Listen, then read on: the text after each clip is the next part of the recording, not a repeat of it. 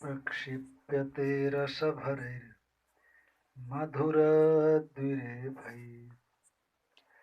जागर्ति यत्र भगवान् गुरुचक्रवर्ती विश्वोदयप्रलयनाटकसूत्रधारः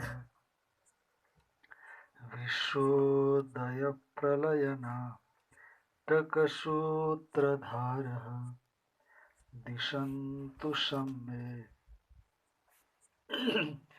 गुरुपादपांशवः।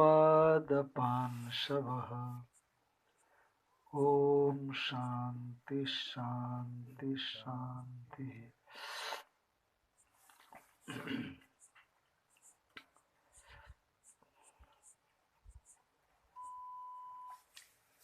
क्या बोले? आए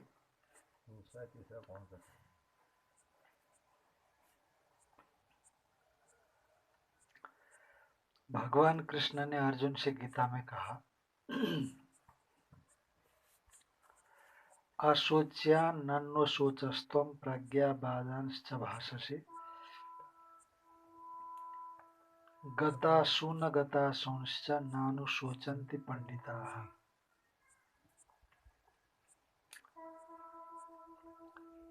भगवान के सामने अर्जुन पहले तो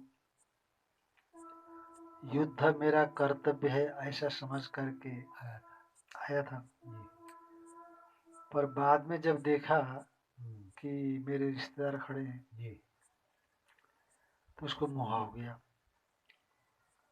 तो मोह हो गया तो युद्ध से पीछे हटने के लिए शास्त्र को माध्यम बनाकर तमाम कुतर्क करने लगा है ना। तो हम लड़ेंगे तो मरेंगे, तो महिलाएं विधवा हो जाएंगी, नौजवान महिलाएं विवादा हो जाएंगी, तो वर्ण संकर संतान होगी, और शास्त्र में वर्ण संकर संतान से पितरों को नरकगामी होना पड़ेगा। इसीलिए बेहतर ये है कि हम युद्ध से परांगमुख हो, हट जाए, है ना। शास्त्र को आधार तो बना रहा है और शास्त्र का मूल लक्ष्य को छोड़ रहा है। तब भगवान ने उसको समझाते हुए कहा कि अशोच्यान अनुशोचस्तुम प्रज्ञावादांश्च भाषसे। जिनके विषय में शोक नहीं किया जाना चाहिए, भीष्म द्रोणादि, उनके विषय में तो शोक कर रहा है कि गुरु न हत्वा ही महानुभावान श्रेयो भोक्तुम भैक्ष्यमपीह लोके हत्वार्थ कामांस्तु गुरु निहैव भुंजीय भोगान रुधिर प्रतिग्धान। गुरुओं को बिना मारे, है ना। गुरुन क्या है? गुरु गुरुन अहत्वा ही महानुभावन। महान भावो, जो महान भाव श्रेष्ठ है, ऐसे गुरुओं की हत्या किए बिना तो मिलता हो तो ठीक, पर यहाँ तो उनकी हत्या करनी पड़ रही है कि नहीं। तो उसी बात को लेकर के भगवान कहते हैं कि ये तो सब शोचनीय लोग है ही नहीं, चिंतनीय लोग है ही नहीं। क्यों? एक तो ये लोग बड़े आचरणशील है, सतवृत्त है, सत्कर्मा है, सच्चरित्र वाले हैं, तो इसलिए इनका दुर्गति होना ही नहीं है। युद्ध में लड़ करके मरेंगे तब भी दुर्गति नहीं होनी। एक तो व्यवहारिक दृष्टि से है, पर पारमार्थिक दृष्टि से देखो तो आत्मा न मरता है न पैदा होता है, फिर उनके विषय में चिंता ही क्या करना। इसीलिए लोग अशोच्य है, उनके विषय में तो शोक कर रहा है। और पंडितों किसी भाषा बोल रहा है, क्योंकि समझदार लोगों की भाषा, बड़े लोगों की भाषा बोल रहा है ना। तो परंतु न सोचने योग्य लोगों के विषय में शोक कर रहा है और पंडितों की भाषा बोल रहा है, तो तेरी मूर्खता है। पंडितों की भाषा का बोलता है तो फिर जिनके विषय में शोक नहीं करना चाहिए, उनके विषय में शोक नहीं होना चाहिए। शोक शून्य शब्द का प्रयोग करना चाहिए, न कि शोक की भाषा बोलनी चाहिए। क्योंकि जिनके प्राण निकल गए हों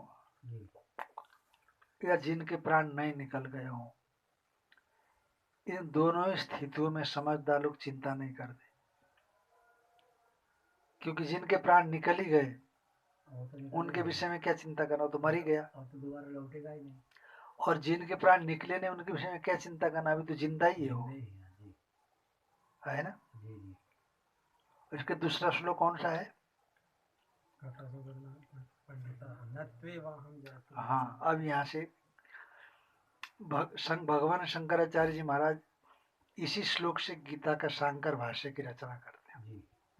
अशोच्यान अशोचस्तु यहीं से चालू करते। इससे पहले को वो ज्यादा महत्व नहीं देते। इससे पहले एक भूमिका की रचना तो करते हैं, परंतु श्लोक वाइज व्याख्या ऐसा नहीं है, इस श्लोक से लेकर के करते हैं। इसीलिए वो यथार्थ में गीता तो पूरे को मानते, पर यहाँ से गीता मानते। भगवान ने जो लोगों के लिए उपकारी गान किया, बताया यहाँ से। तो भीष्मादि को लेकर के, द्रोणाचार्य आदि को लेकर के, अश्वत्थामा आदि को लेकर के चिंता क्यों नहीं करना चाहिए? वो अशोच्य क्यों है? भगवान कहते हैं कि अरे इन्हीं के विषय में क्या, चाहे तुम हो, चाहे मैं हूं, चाहे ये राजा लोग हैं, चाहे प्रजा लोग हैं, कोई भी हो, तुम चाहे लाख प्रयास करो, इनका शरीर रहने वाला नहीं है। लड़ाई नहीं भी होगा तो भी मरना ही है, तब भी मरना ही है। और तुम लड़ाई करके मारोगे तो जो मरने वाला शरीर वही नहीं रहेगा, पर इसके भीतर का शरीर जो इसको चलाने वाला है वह कभी खत्म होने वाला नहीं है। जिसको सूक्ष्म शरीर कहा जाता है, जिसको लिंग शरीर कहा जाता है, वो भी नहीं मरता, वो कभी खत्म होने वाला नहीं है ही नहीं। तो इसीलिए भगवान अर्जुन को यथार्थ बोध कराते हुए समझाइश देते हैं, न त्वे वाहम जातु नाशम, ऐसा कभी नहीं है कि हम नहीं थे, ऐसा कभी नहीं हुआ। तुम नहीं थे, ऐसा भी नहीं है ना। हम नहीं थे, ऐसा नहीं। न तो एव अहम न आसम, मैं नहीं था इससे पहले, ऐसा नहीं। न तो वाहम है न तुम नेमे जनाधिपा, इससे पहले मैं नहीं था ऐसी बात नहीं, और तुम इससे पहले नहीं थे ऐसी बात नहीं।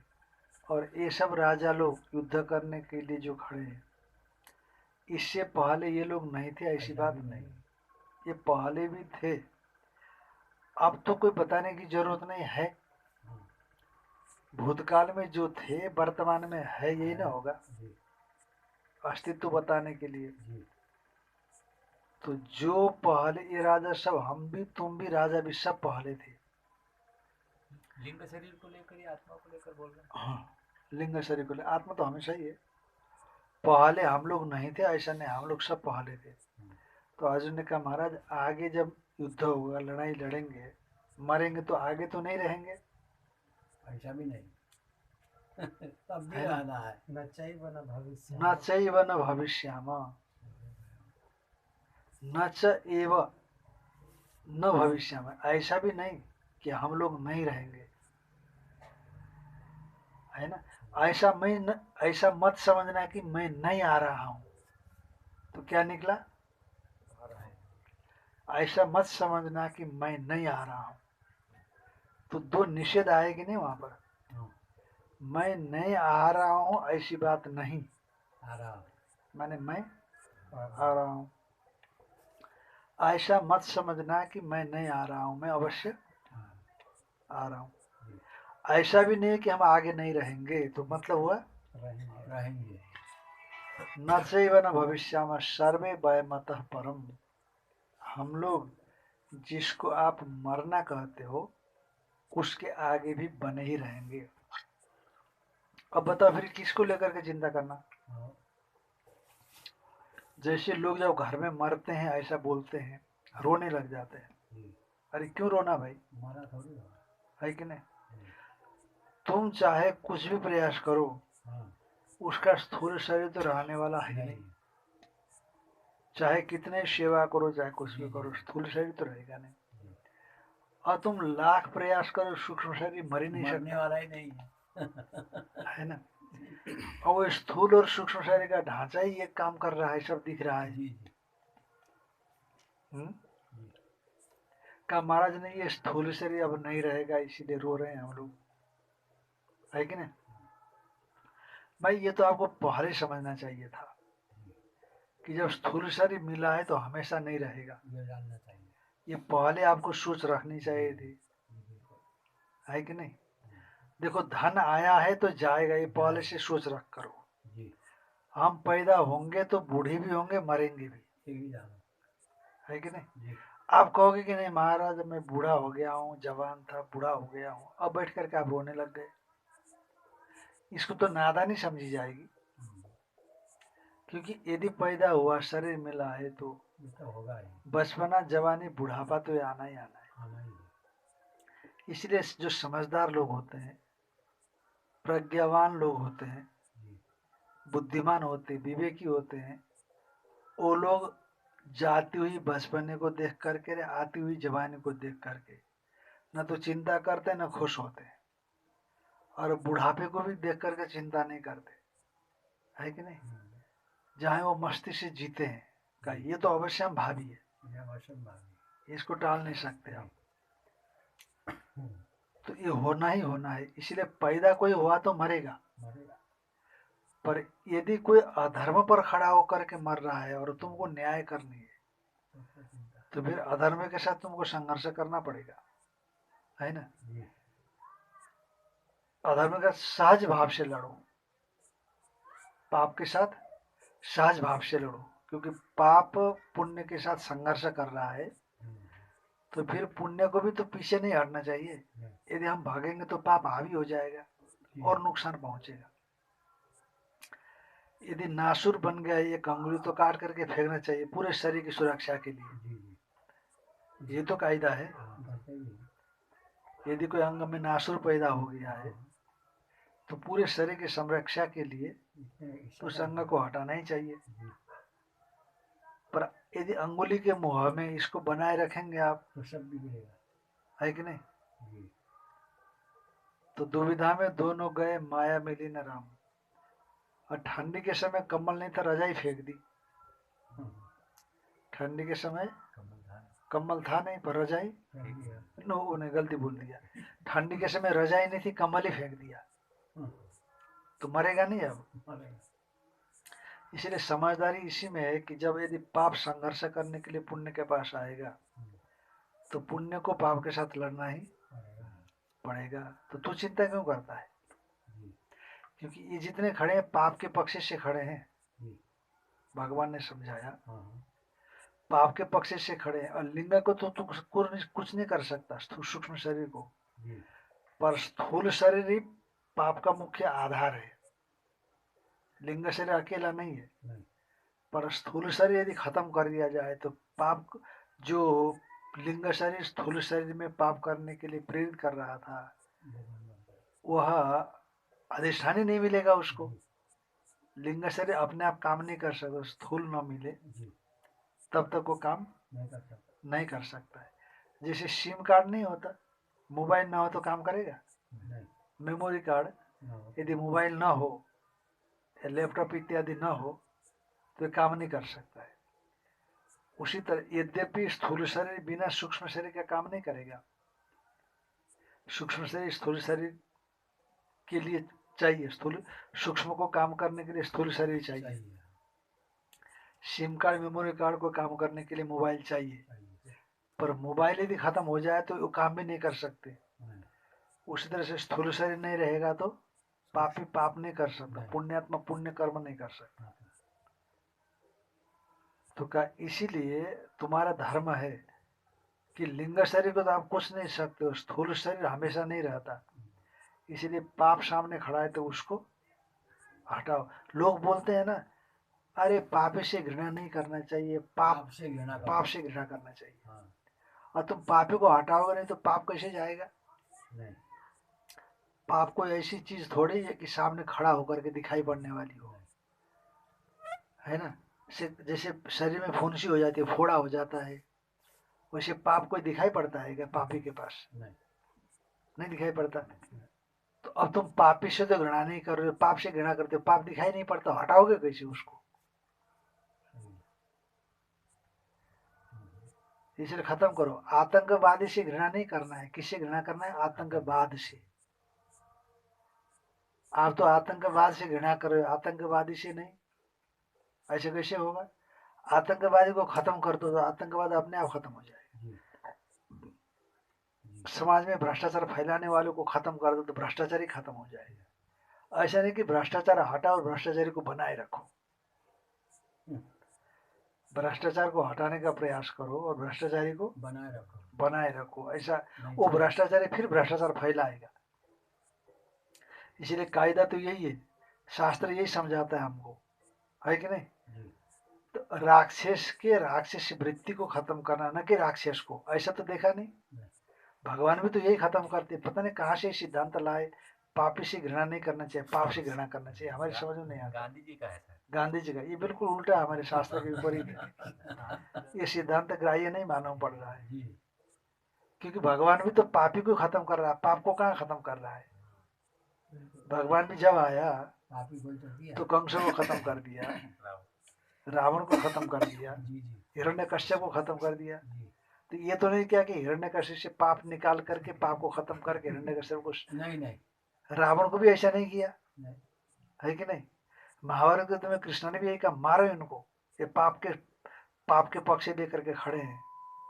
तो ये तो नहीं किया कि चलो भारी बड़ा हाल बनाओ, सत्संग सुना करके इनके मन को वो करेंगे, परिवर्तन करेंगे, है ना, बदल देंगे इनको, ऐसे तो नहीं कहा।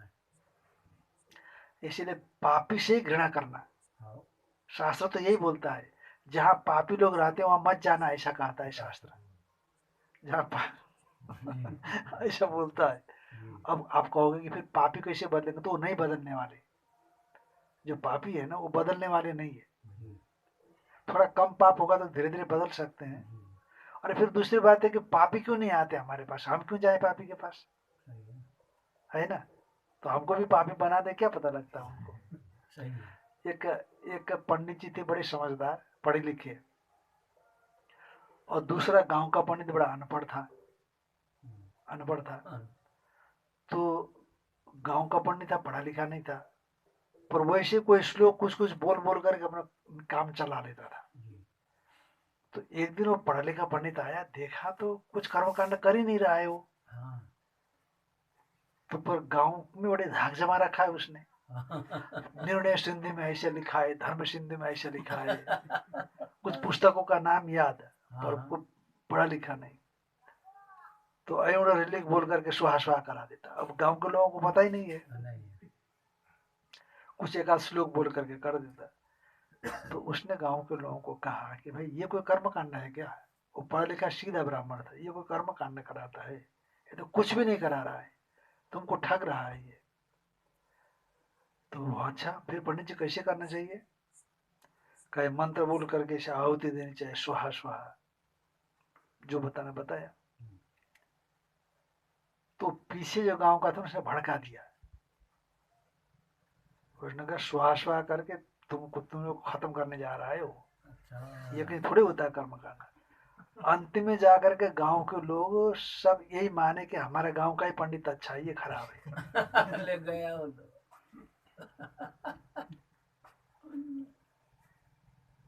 इसलिए मूर्खस्य नास्ते औषधम, मूर्ख के लिए औषधि नहीं होती, बदलना बड़ा मुश्किल होता है। तो इसीलिए यही उचित मालूम पड़ता है कि पापी को ही खत्म करना चाहिए, ना कि पाप को। सरकार का भी कायदे यही दिखते हैं, आतंकवादियों को ही मारती है, आतंकवादी को मारती है। तो भगवान ने कहा कि देखो जो शरीर है वो तो हमेशा रहने वाले है ही नहीं, और लिंग शरीर हमेशा बना रहेगा, तो मार भी नहीं सकता उसको। चाहे काटो, चाहे पीटो, चाहे पकाओ, चाहे पीसो, चाहे गिरा करो, कुछ भी करो, हमारे भीतर का जो लिंग शरीर है वो हमेशा बना रहता है। वो इससे पहले भी था, हाँ, अभी भी है, बाद में भी रहेगा। और बाद में भी वो अनंत काल तक रहेगा। वो जब तक भगवत तत्व साक्षात्कार नहीं होता, उससे पहले तक हमारा लिंग शरीर हमेशा बना रहेगा। इसको बोलते हैं अनादि अनंत। हाँ, परमात्मा का ज्ञान अहंतया हो जाए तो लिंग शरीर नहीं रहेगा। एक छुई मुई घास होती है, देखा है आपने? आपके खेत में होता है कि नहीं? क्योंकि एकदम मुरझा जाता है। इधर नहीं होता क्या? इधर नहीं दिखता है। देखा है? तो ऐसे पत्ता फैल करके रहता है। जो शीशम के पत्ते होते हैं, शीशम के, क्या शीशम के नहीं, इमली के। हाँ, ये महादेव पर एक चढ़ता है पत्ता, छोटा छोटा, हाँ, आंवला जैसे समझ लो। हाँ, आंवला जैसे पत्ता होता है ना, वैसे छुई हुई घास के पत्ते होते हैं, बड़ा खिल करके रहता है पत्ता फैल करके। उसको जो है ना, यूं करके स्पर्श कर दो तो एकदम जैसे महिलाएं शर्माती है ना, वैसे एकदम सिकुड़ जाता है। लज्जावती, लज्जावती बोलते हैं, लज्जावती, लाजबंती, उसको लाजबंती बोलते हैं। जैसे लाज वाली कोई औरत हो, लज्जा वाली, उसे लाजबंती, लज्जा गई। आपका स्पर्श हो गया ना तो लज्जा गई हो, स्पर्श होने पर लज्जा गई हो। तो कहने का आशय ये है कि जो भी, जैसे ही हमारे भीतर में ज्ञान का प्राकट्य होगा, भगवत तत्व का साक्षात्कार हो जाएगा, तो फिर लज्जाबंती घास के समान आपका लिंग शरीर कहाँ पहुंचेगा इसका कोई आता पता नहीं। पर उससे पहले तक ये पूरा दुनियादारी संसार को फैला करके रखेगा। इसलिए अनादि और अनंत है, ये खत्म नहीं होगा। तो इसको खत्म करने का उपाय ज्ञान है। और कर्म से और उसके भोग से और आसक्ति से उत्तर उत्तर बढ़ता ही चला जाता है, फैलता चला जाता है। सृष्टि के आरंभ में कब से वो लिंग शरीर बना इसका आता पता नहीं है। हम जो कुछ भी करते हैं उसी में स्टोर होता चला जाता है। जैसे आप मोबाइल में चीजों को स्टोर करते हो, है ना, डाटा स्टोर करते चले जाते हैं आप, जो भी उसमें स्टोर होता चला जाता है। और जैसे जैसे भोग होता है वैसे खर्चा होता चला जाता है, भोग होता है। और ये ज्यादातर मनुष्य शरीर में इकट्ठा करता है। अच्छा, ये जो है ना, मनुष्य शरीर में दूसरे शरीर में किए हुए कर्मों का फल नहीं होता। दूसरे जो मनुष्य, इसे इतर शरीर भोग योनि, देवता योनि भी भोग योनि है, वो कर्म योनि नहीं है वो। पर मनुष्य योनि भोग के साथ कर्म योनि है। यहाँ पर जो अच्छा बुरा करते हैं आप, तो उसका अदृष्ट बन जाता है। पर दूसरी योनि में अदृष्ट नहीं बनता, क्योंकि दूसरे योनियों में ज्ञान भगवान ने खाने पीने से अतिरिक्त नहीं दिया। पशुओं में ये नहीं रहता है, भान नहीं होता कि क्या अच्छा है क्या बुरा है ना। अब देखो, थोड़ा भी जानकारी होती तो पशु जहाँ बैठता है वहीं गोबर कर देता है, खड़े खड़े भी वहीं गोबर करता है, फिर उसी में बैठता है। हालांकि उसको भी साफ सफाई अच्छी लगती होगी। हमने देखा जहाँ पर पानी जमा रहता है ना थोड़ा थोड़ा, वहां नहीं बैठते ना, रस्सी खींच करके जहाँ पानी नहीं है वहां बैठते हैं। अच्छा, जब कीचड़ वर्षा के समय होता है तो यदि दो पैर को भी कीचड़ से रहित जगह पर रखने को मिल जाए ना, तो वहां खड़े होकर के दो पैर कीचड़ में रखते हैं। यदि चारों पैर बिना कीचड़ में रखने को मिल जाए तो कीचड़ से बाहर जाते हैं, है कि नहीं? तो उनको जानकारी तो है।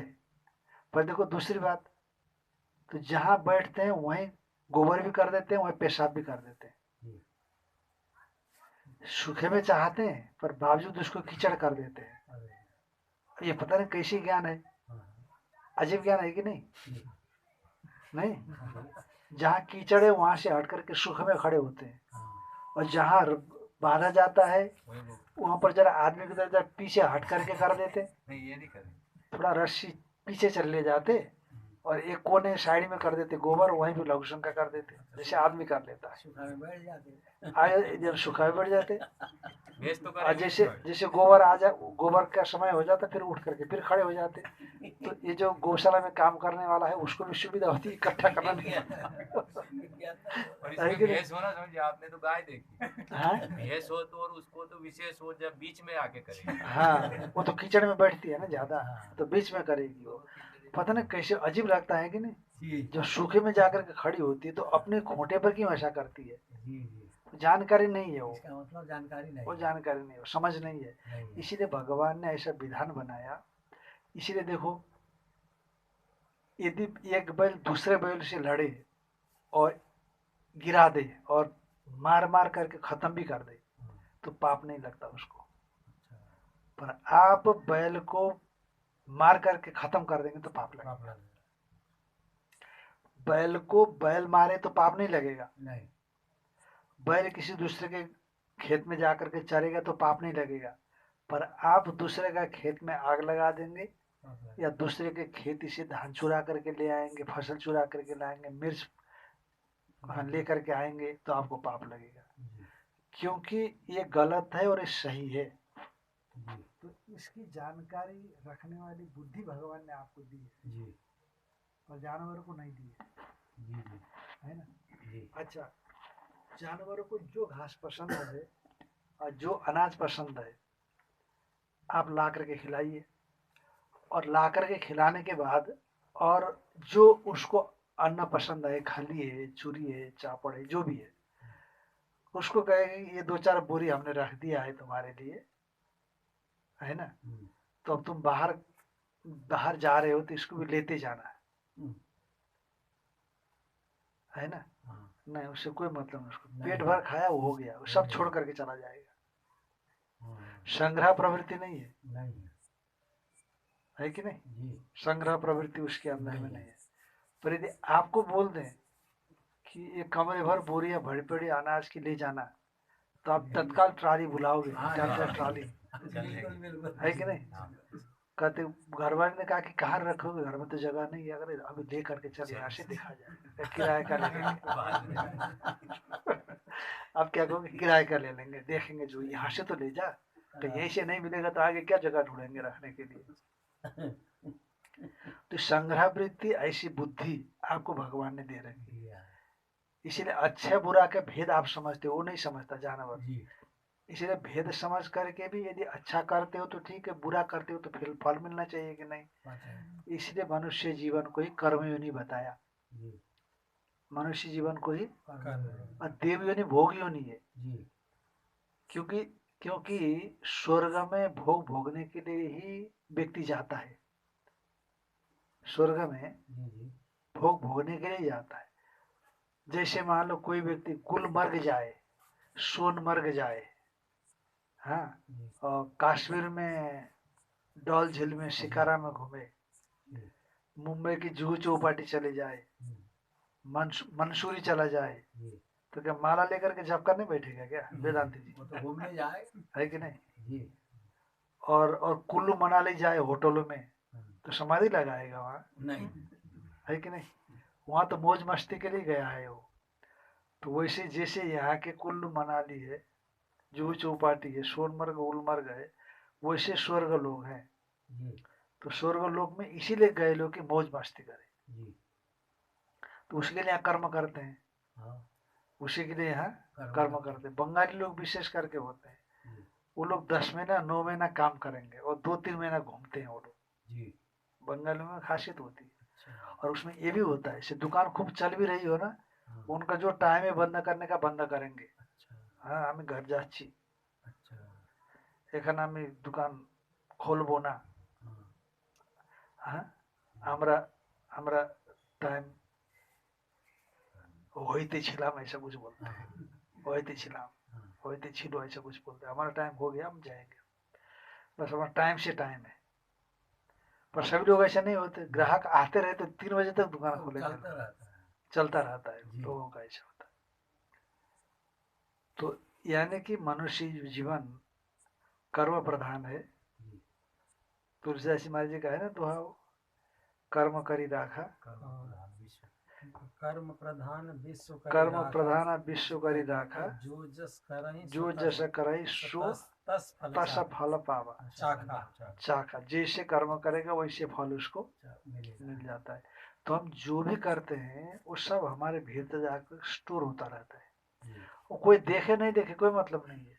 जी जी। अब तुम जाओगे बाहर और कहते पापा यहाँ आए नहीं, सिगरेट उड़ा देते हैं एक हाँ दोस्तों के साथ मिलकर, हाँ है कि नहीं? हाँ। ये कॉलेज पढ़ने लड़कों में होता है ना, पापा कौन देखने वाला, मम्मी कौन यहाँ आ गई, ये नहीं। तो सिगरेट पी लेते हैं यहाँ पर, चलो यार आ जाओ। पर तुम देख रहे हो कि नहीं? तुम तो देख रहे हो ना, तो भगवान देख रहा है। और कोई गलत करोगे तो उसके संस्कार अंदर बैठेंगे, फिर बाहर जाकर के कहीं एकांत में बैठोगे तो उस संस्कार फिर याद दिलाएंगे आपको। और कर्म करेंगे तो उसका अदृष्ट बनेगा, तो अदृष्ट फिर फल देगा। वो छुपता नहीं है वो कभी, हम लोगों से छुप जाएगा, पर भगवान का जो विधान है उस विधान से छुपने वाला नहीं है। ही नहीं। इसीलिए भगवान ने अर्जुन को कहा, देख हम लोग नहीं थे ऐसी बात नहीं, ये राजा लोग नहीं थे ऐसी बात नहीं, तुम नहीं थे ऐसी बात नहीं, पहले भी थे आगे भी रहेंगे। और जैसा जैसे जिसने कर्म किया है उसके हिसाब से वो रहेंगे। आगे का श्लोक कौन सा है? देहिनोस्मिन् यथा देहे कौमारं यौवनं जरा तथा देहांतर प्राप्तिर धीरस्तत्र न मुह्यति। देखो देही कहा, देही माने जीवात्मा। देही का मतलब है जीवात्मा। जीवात्मा, जिसको आप मैं करते हैं। देहिनोस्मिन् यथा देहे, इस देह में जो देही है, इस देह में जो देह माने स्थूल शरीर, तो इसके भीतर में इसमें अहंकार करने वाला जो देही जीवात्मा, तो उसके देह में 3 अवस्थाएं आती है। कौमार, कुमार अवस्था, यौवन अवस्था और वृद्धावस्था। देहिनोस्मिन् यथा देहे कौमारम यौवनम जरा तथा देहांतर प्राप्ति। देखो बड़ा आश्चर्य है, हम लोग विचार नहीं करते कि हम जब छोटे थे, 4-5 साल के रहे होंगे, तो छोटा सा शरीर था, उसके गोद में खेलते थे, सब प्रेम करते थे। थोड़ा जवान हो गए, है ना, और फिर थोड़ा सा और अधेड़ अवस्था आ गई, फिर धीरे से बूढ़े हो गए। पर जब 5-7 साल 10-12 साल की बात याद आती है, थोड़ी बहुत याद आती है। 8-10 साल 10वें साल की बात याद आती होगी, जरूर नहीं आती है? आती होगी, आती है। तो आप विचार करके देख लेना कि 10वें साल में भी हम अपने को मैं ही कहते थे, और जवान में आए तब भी हम मैं ही कहते, अधेड़ अवस्था में आए तब भी हम अपने को मैं कहते हैं, और बुढ़ापे में गए तब भी हम अपने को मैं कहते। तो जो बुढ़ापे में गया मैं है, वो 10वें साल का जो मैं है, 15 साल का ले लो ना, 10वें को छोड़ दो, अभी 70 साल का हो गया है, अभी 15 साल का था, 55 साल पहले की बात है, 55 साल पहले। तो 55 साल पहले 15वें साल का लड़का जो अपने को मैं बोलता था, तो आज 70 साल 75 साल में अपने को मैं बोलता है। तो जो मैं समझ रहा है, मैं बोल रहा है, तो वो 15 साल का मैं और 75 साल का मैं बोलने वाले ये जो 2 मैं दिखते हैं, ये भिन्न तो नहीं लगते हमको, अलग अलग नहीं लगते हैं, एक ही लगते हैं। वही हो, ऐसा तो होता ही है ना? वही उस समय था। अरे यार मुझे 15 साल का था ना, हाँ हाँ तो हम 15 साल के जब थे तो उस समय हम 8 कितने 10वीं साल में 10वीं क्लास में 10वीं क्लास में थे, 10वीं या 11वीं में रहे होंगे। हाँ, उसमें क्या मस्ती थी। हमारे ऐसे टीचर हुआ करते थे, है ना। ऐसे एक मैडम थी, बड़ा इतना प्रेम करती थी वो, इतना वो टीचर प्रेम करते थे। आजकल के पता नहीं टीचर ही प्रेम नहीं करते, अब पोता को सुना रहा है वो। देख, जब हम 15 साल के थे ना तो 10वीं क्लास में हम पढ़े, इतना सुंदर टीचर लोग थे। अब तुम लोग 15 साल के बच्चे को सुना रहा है, पोता को। देखो तुम्हारे टीचर लोग कैसे हैं, बिल्कुल ध्यान ही नहीं देते। हम लोगों को तो जैसे माता पिता बच्चों का ध्यान रखते हैं, वैसे टीचर लोग हमारा ध्यान रखते थे। और टीचर लोगों के प्रति हमारा ऐसा भाव था जैसे कि शिष्य गुरु को रखता है, ऐसा। और न तुम लोग ध्यान रखते हो ना। तो वहाँ जब वो 75 साल का बूढ़ा बोलता है, हम 15 साल में पढ़ते थे 10वीं में, तो हम 15 साल के थे, तो वो जो 15वां साल का था मैं, और जो 75 साल वाला मैं, वो एक था कि दूसरे अलग अलग है? तो एक ही था ना, एक ही वही है, पर शरीर तो बदल गया, शरीर तो बदल गया, है ना। मतलब उसी एक में आपका कोई चीज, आगंतुक चीज बदल रही है, हाँ, पर जो अनागंतुक है, वो नहीं बदल रही, जो स्वाभाविक है आपकी चीज, वो नहीं बदलती। नहीं। आप तो गांव के लोग हैं, आपने कभी खलिहान देखा? अभी खलिहान होते हैं कि नहीं आजकल? होता है ना, होता है क्या? अब नहीं होता है। यहाँ होते हैं खलिहान, गांव में होते हैं। तो खलिहान बना करके एक बीच में खूंटा गाड़ते हैं, तो खूंटे में रस्सी लगा करके 5-7 बैलों को घुमाते हैं। अभी भी घुमाते हैं। अब बंद होगा, मशीनें आ गई। थ्रेशर आ गया तो जरूरत नहीं पड़ी। हाँ? उधर हम लोग उधर ढिंडोरी मंडला में उधर होता है। उधर थोड़ा विकास कम है ना, इसलिए उधर करते हैं। तो देखो वहां पर होता क्या था ना, कभी आपके बैल मैं ले आता था, क्योंकि सभी के पास 8-10 बैल नहीं होते, नहीं होता है, वो करना तो पड़ता कभी है। मेरे बैल आप ले जाते थे। जी जी, तो मैंने अपने बैल उसमें घुमाया, फिर आपके बैल ला करके घुमाया, तो जी, बैल जी। बदल जाते, पर खूंटा वही का वही रहता है ना। होता था तो वही, खूंटा वही है, पर बैल बदल जाते। जी जी उसी तरह से आपका मैं रूपी खूंटा वही है, जी, जो 15वीं साल में था और जो 75वीं साल में है, वो मैं खूंटा वही का वही है, पर आपका बैल बदल गए। बैल मतलब शरीर।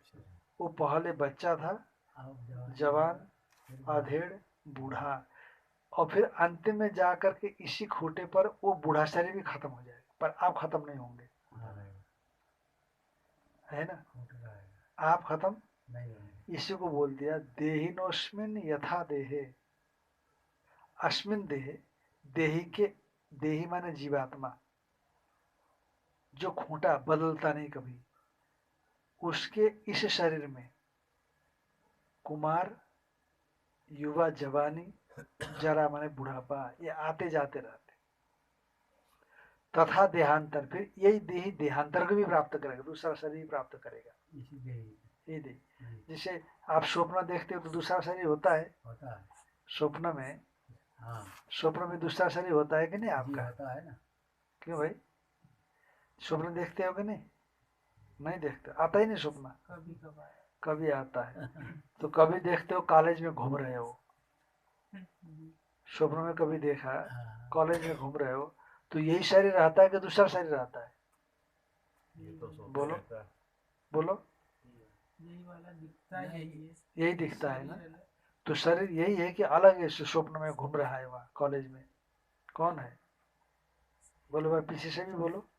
स्वप्न में अलग शरीर रहता है, स्वप्न का शरीर रहता है, तो ये तुम्हारा शरीर कहाँ गया फिर? ये सोया हुआ, हाँ, ये सोया हुआ है, बिस्तर पर पड़ा है, घर में पड़ा है, कुंडी भी नहीं खोली, अंदर से लॉक किया हुआ है, जी जी, पर बाहर निकल कर घूमता हुआ दिखता है कि नहीं दिखता दिखता है ना। हाँ। तो अच्छा, अब इस शरीर में तो आप इस शरीर में तो सोए हुए हो, जी जी, और उसी शरीर में किसी ने आपको चिढ़ा दिया तो आप लड़ने लग जाते हो उसी शरीर से। हाँ हाँ, ये शरीर निश्चिष्ट पड़ा हुआ है। जी, अच्छा, उसी शरीर में किसी ने पूछा तो कौन है? हाँ, हाँ, कहीं का ऐसा गाली दिया, कोई गाली कोई विशिष्ट गाली समझना, गड़बड़ गाली मत बोलो। हाँ, कोई कोई अच्छा भी गाली होती है क्या? है तो गधा है। तू गधा है ऐसा बोलते, चलो गधा अच्छा मान, मुकेश की दृष्टि में गधा अच्छा है। ठीक है। इसलिए कहीं मुकेश को कोई ऐसे बोल दे तो फिर उसको बुरा नहीं मानना चाहिए। किसी ने कहा तू गधे है, तू भैंसे की तरह दिखता है, किसी ने ऐसा बोल दिया तो इस शरीर को तो फर्क नहीं पड़ेगा, ये तो लेटा हुआ है, जी जी, पर जो वहां घूम रहा था उसको फर्क पड़ेगा। उसको फर्क पड़ेगा।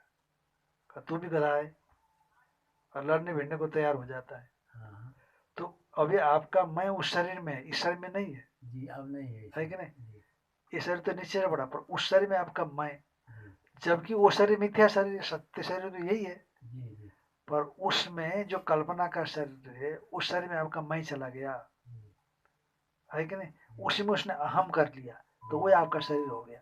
हाँ तो जब बचपन में हम बच्चा से छोटे शरीर से अहम करते थे, हाँ, जवानी में जवान शरीर से अहम करने लगे, और बुढ़ापे में बड़ा बूढ़े बड़ा। शरीर।